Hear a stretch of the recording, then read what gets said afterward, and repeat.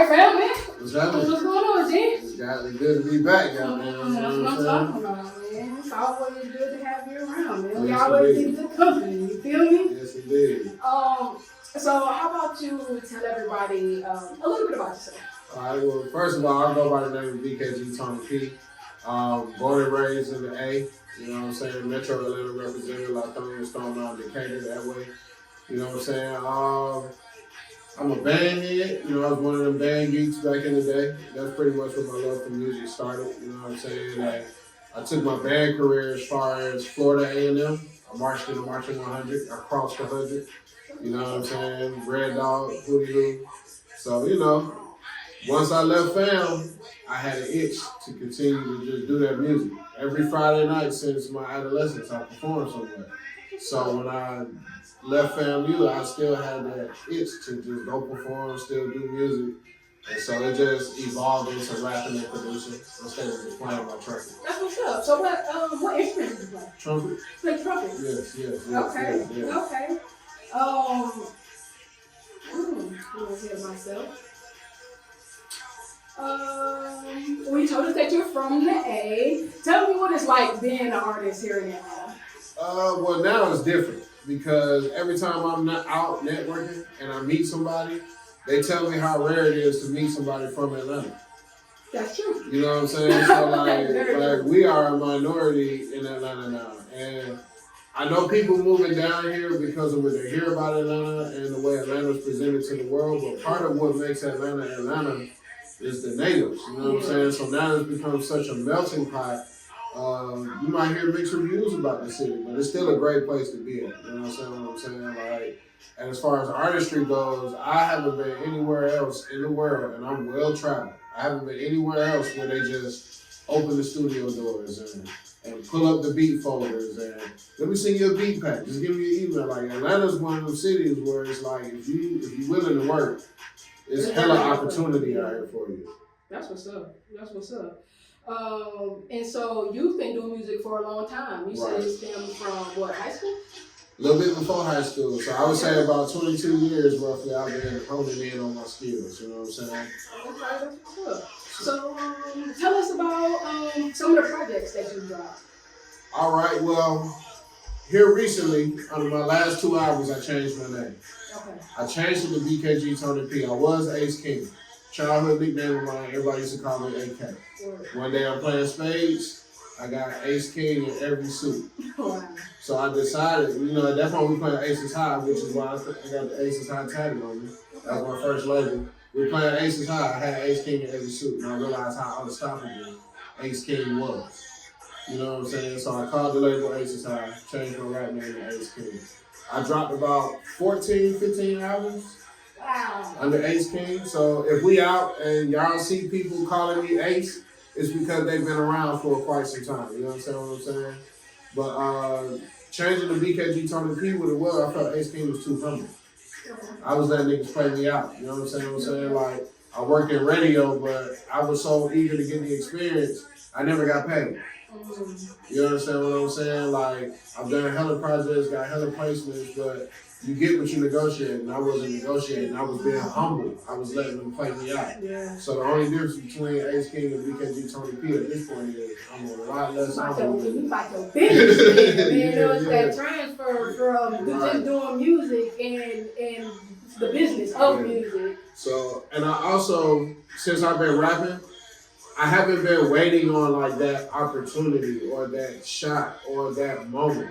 I've been treating my career as if I've been T.I. this whole time, as if I've been Kanye this whole time. Like, so there's about 2,000 songs out there already, fully released between Dat Piff, my mixtapes, SoundCloud, all the way up to streaming platforms now. So whatever part of my journey you decide to tap into me at, I got a plethora of music for you to go down the wormhole and really enjoy yourself. You know what I'm saying? That's a big catalog right there. Yeah. Well, Tupac is one of my favorite artists, so I believe. You believe. answering my question. You know what I'm saying? I believe in catalog because that's how he pushed niggas. Yeah. You know, even the recordings of his studio sessions, he was like, bro, we here to record. They can do their licks and shit later. Yeah. You know what I'm saying? Real. So pull up the next beat. Okay, you my producer, but your beats ain't ready. You say you make beats, let me hear some. Yeah. You know what I'm saying? That's how Pac got down, so that's how I get down. Oh, I feel that. And so you said you released 2 projects under your new name, BKGTonyP. Yes. And the first one, which one was that? It was called Long As You Winning. Okay. And basically that project was derived from grief. My grandfather passed. Like my first superhero. You know what I'm saying? And so the last time I went to the hospital to visit him, when I walked in, my grandmother asked me, she said, you know, how are you doing? I said, well, you know, it's another day, another dollar. And my granddaddy heard that, and he rolled over, woke up, and said, "Long as you winning," and then went back to sleep. You know what I'm saying? So in that moment, I was like, "That's what I'm gonna call it out. Long as you winning." That's what's up.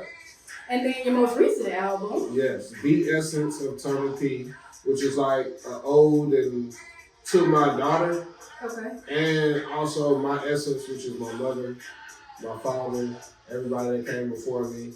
My mama had a dream. She told me, in my dream, you know, you was famous as hell. When you came in the house, I knew you was fresh off of a promo tour, and the album you was promoting was called The Essence of Tony P. And I was like, damn, for real? So, you know, I believe in dreams. I believe in manifestations. And for her to retain that information and be able to bring it to me, I wasn't working on no album when she told me that. But I immediately got to work when she said that. That's what's up. So, yeah, my mama having a dream about me being famous, I said, well, let's make that come true. You know what I'm saying? So now we got The Essence of Tony P. Oh, boom. So you broke down to me how the album came about. Who were some of the guests you had on the album? All right, so I have formulated my other LLC outside of my record label. It's called The Collective. Now, The Collective started off as apparel, but it became a philosophy and a way of life. Okay. So it's kind of like overtaking things on the music side as well, because all of my affiliates, they come through and now they all screaming The Collective. You understand what I'm saying? So that's all of my features. So we talking about Chuck Tweezy, Headquarters, Skinny C, my guy J Fat, my guy King P, my guy Widget. I mean, it's always the usual suspects. You know what I'm saying? I believe like TZ, shout out to TZ. And TZ Fontaine, because TZ been around for like my last 5 albums. Oh wow. He either got beats on there or he got features on there. No, I love TZ. I think he is. I love how different he is and how he makes himself stand out, and I love that. I love how he just keep it so Atlanta, but then it's so organic and it's so optimistic and positive. You know what I'm saying?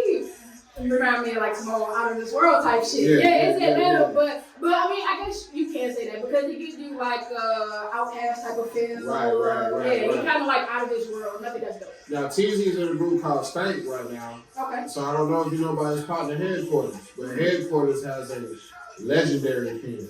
You understand what I'm saying? He one of them, like, this must have been what it felt like when Andre 3K used to rap his verses in front of the rest of the dungeon. That's how I feel about Headquarters. So these are the only guys you'll ever catch on any of my music. So even if you go to my albums from 2018, 2019, you still got Skinny C, Headquarters, Widget. It's like the Adam Sandler theory. Like, all the same niggas is in all my movies. You know what I'm saying? I feel it. Okay. And so, you guys know what I'm about. Yeah. So, it's only right because I ended up in a position being a non-custodial parent, which was not the plan. You understand what I'm saying? And so I knew there would come a moment in my daughter's consciousness where she would wonder, like, where the fuck he was at.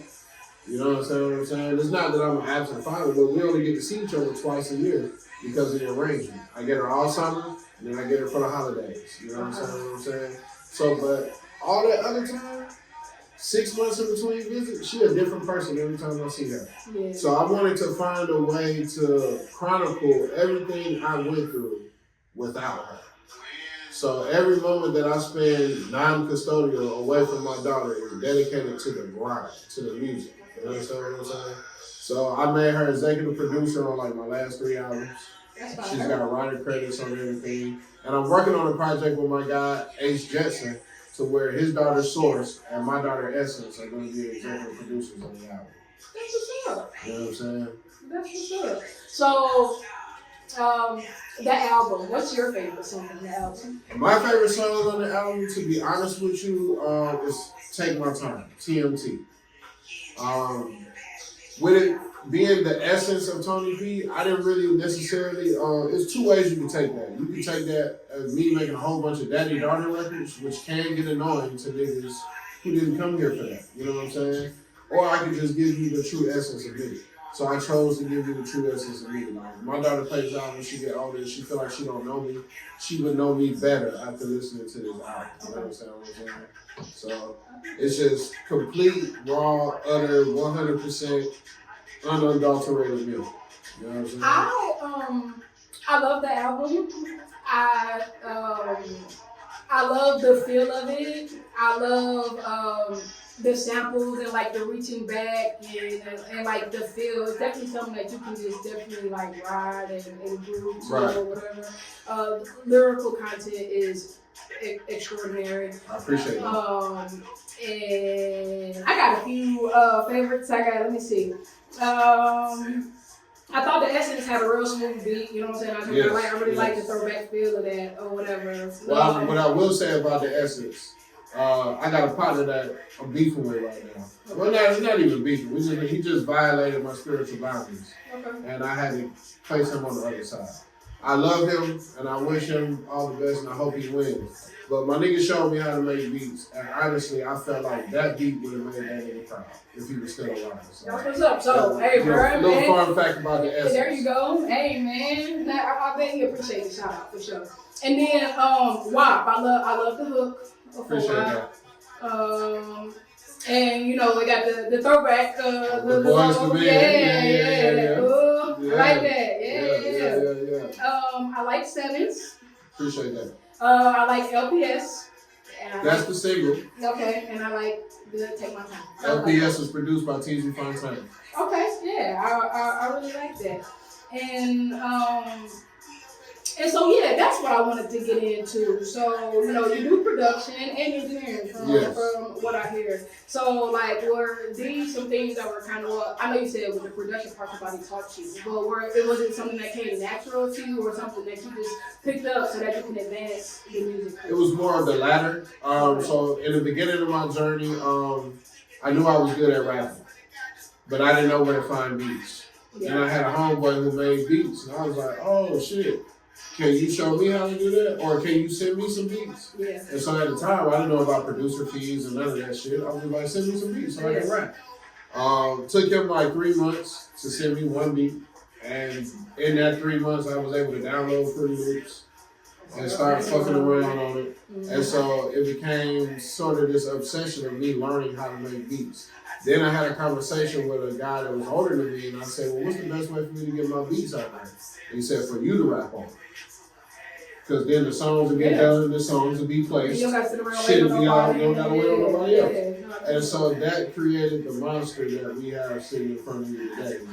And all of my albums are just business cards, calling cards. If you want your music to sound like this, if you want to rap over beats like this, if you want to write songs like this whole album came from me sitting in my studio. Yeah. So that it's just a calling card, and it's part of the collective. Come one, come on. You understand what I'm saying? I feel that. How many tracks on the album did you produce? I produced 19 out of 20. LPS is the only track that's produced by an outside producer, and it's still inside because it's TZ Fontaine. But every other track on the album, I made it myself. I'm impressed. I appreciate it. I appreciate it. So I know you told me that Tupac is your favorite artist, and so unfortunately, well, I can't say unfortunately because I mean he might have some tracks out there that you can hop on, but he has passed, and so ideally you won't think like that's the artist that you look forward to working with. So like, is there artists out there that you really would like to work with? To be honest with you, all of them. All of them, because Tupac is my number one, but Ludacris is my number two. So his ability to get on features, like he went every genre. You know what I'm saying? He worked with them all. He didn't put himself in no hip hop box, none of that. You know what I'm saying? So I kind of, you know, if the blueprint is already laid, why? If it ain't broke, don't fix it. So I would get on as many tracks and be featured with as many artists as possible. Even artists that I don't necessarily, if I don't appreciate your art, I can still do me on your song. You know what I'm saying? Okay. So, man, of course, you know, I keep up with everything that you got going on, and we spoke a little bit about the collective, but I've been seeing you moving around in these streets, man, doing some media type deal, man, with the content collective. What's it? Collective content. Okay, collective content.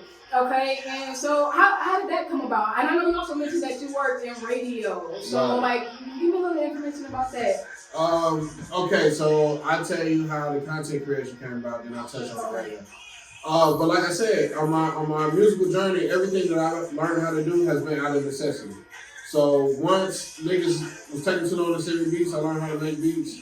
Then I learned how to rap. Then shout out to Tony over at Platinum Bay Studios. I used to book out 12-hour studio sessions, record the whole project in one studio session. So then it got to the point where I couldn't afford to keep paying $400 or $500 every time I went a 12-hour session. So I went and spent $1,000 on my own studio. So then here comes we need merch. So I started doing shirts. So now we outside in the merch and we outside with the music, but now we need footage. My nigga, my best friend, ProRes Poppy, shout out to ProRes. That nigga got an iPhone 15. I got a Galaxy S24.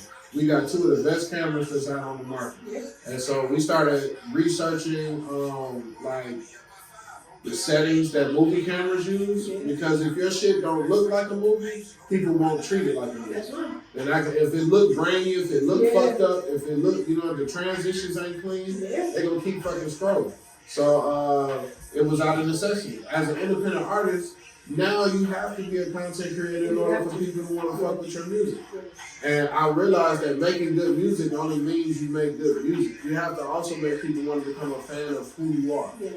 So becoming my brand, changing my name, it all came full circle at the same time. So us creating our own content came out of necessity. If you run into ProRes Poppy right now out in the streets and ask him how much, he won't even give you a price because he don't do this. We do this because of what we trying to do now. Niggas ain't cameraman. I'm editing everything you see on my page, but I ain't no editor. You understand what I'm saying? You know I know. So it's like, one woman band over here. It's like, do you want it or do you not want it? No, that's true. So you got to do what you got to do. Now working in radio, that also gave me an opportunity to get some shit under my belt. So I worked for B100 for like a year. You know what I'm saying? Shout out to Deb. Shout out to Miss Mary. Everybody over there that looked out. Shout out to Tina. Shout out to Jess, who got me on over there. Shout out to Butter. You know, and shout out to Sheree J. You know what I'm saying? So there's a lot of folks I met in that time, but what I learned there was they were fusing audio and visual. This is around the time podcasts were taking over, radio. Now we got to be seen and heard. So I ran the boards. I was DJing some shows. I would DJ, run the boards, and EQ everything all at the same time. And then I also have my own show called Collective Development on B100, which is still out on the YouTube. You go watch some episodes. But I was engineering, running the boards, DJing, interviewing, and hosting my own show all by myself. So that just added to, you know, my resume of everything I know how to do. You understand what I'm saying? Yeah, that's what's up, man. And because I was never on contract, I was able to swindle a lot of that activity from the radio station to my studio. You know what I'm saying? Because everybody want to fuck with the engineer. When you go to the radio, if you're the nigga behind the camera or the nigga behind the board, no matter who come up there, they gonna want to holler at you. Absolutely. No, I feel that. So what's next for you? What you got coming up? Right now, I got an album coming out on my birthday with Windsor Jones called Macaroni Tony and the Mozzarella Fella. You know what I'm saying? Because it's all about that mac and cheese. You feel me? And that's just because I believe in my dog, and I ain't had no opportunity to put out a record with him yet. So we locked in for like 3 weeks and came out with like 18 songs. And so because I was dropping long when we locked in, we didn't really get a chance to drop it. Then he dropped his album, Runs and Apple Juice. Shout out to Runs and Apple Juice, one of the hardest albums of the summer. So I was like, okay, we can't drop it there. Then I turned around and dropped The Essence of Tony P. So I was like, okay, we can't drop it there. But now it's the first opening that I have to be able to, we can mutually push this project. And then the album after that I'm dropping in March is called Sweatpants, Jordans, and Jewelry. Okay. So that's what we're working on right now. The projects that's coming up. And then you have birthday coming up and you have the party, right? Yes, so make sure we tell everybody about that. We're going to get this footage out real soon. Facts. Make sure we get everybody out there to that party. Well, we got 2 parties coming up. One party on December 7th over at East Atlanta Treehouse with King Fresh. Shout out to my boy Fresh. He's December 6th. Okay. My guy Widget from the Collective, he's December 14th. And I'm December 20th. So Fresh has decided to have like a Sagittarius badge, and we're gonna reroute all that Sagittarius energy to the treehouse on December 7th. On December 18th, we at Crazy Atlanta downtown. What's BKGTonyP and Friends, the concert.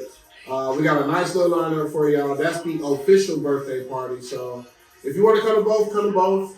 If you only can make one, I would prefer you show up on the 18th, but if the 7th is all you can do, then come on out. It don't matter. The more the merrier, you know what I'm saying? So if somebody wanted to feature on a song with you or wanted to get beats from you, like how would they go about doing that? At this point, I run my shit like the Masons. You got to know one of my guys to get to me. I'm not really interested in building anybody else's career at this point. It's just me and my guys. You and your team. Yeah, like Jordan said on The Last Dance, like, yeah, I'm going to win, but I want to win with y'all. So I've chosen my team. And whoever else we need that we don't have right now will manifest themselves on the way up. But right now, if you ain't coming through one of my guys, I'm probably not going to see you. I feel that. Well, dang, is there anything that you want to tell everybody before I let you get up out of here? I will say one thing, man. Don't be afraid to be yourself. Be yourself unapologetically, because the world is a darker place when you don't shine your light as bright as you could. So keep that in mind. I feel that, man. That's a good message to leave y'all with. Tell everybody where they can find you on social media. You can find me on all socials at BKGTonyP. You can find me on all digital streaming platforms at BKGTonyP. You can find me on YouTube under the same moniker, but we also have just launched the Collective Content page with 2 Ks, not 2 Cs. And you can also follow that page on Instagram at collective_content with 2 Ks, not 2 Cs. Well, man, y'all got it here, man. Girl Big Show on Blast Radio, man. Yes, y'all make sure y'all tap in with my fam, BKGTonyP, man. Y'all support his grind, man. Y'all download the music. And when y'all see him out here in the streets, man, make sure y'all show love and y'all show support, man, because he out here doing his thing. And I just want to give you your flowers too, man, because we've been day ones. We ain't been a long day one, but since the first day I met you, you've been Big Show, man. And I appreciate the support, I appreciate the love and the hospitality every single time, man. Hey, man, we right there. I ain't going nowhere. Yes, so you yes, already know what it is, man. And y'all stay locked in too, because y'all know what it is, man. Y'all tap in with BKGTonyP, your girl Big Show, man, on Blast Radio Atlanta. Make sure y'all go subscribe. Make sure y'all follow us on everything, man. Google me, baby. I'm one of the hottest things smoking out here in Atlanta who's doing it for the indie artists. So tap in, all right? All right. I appreciate you, baby.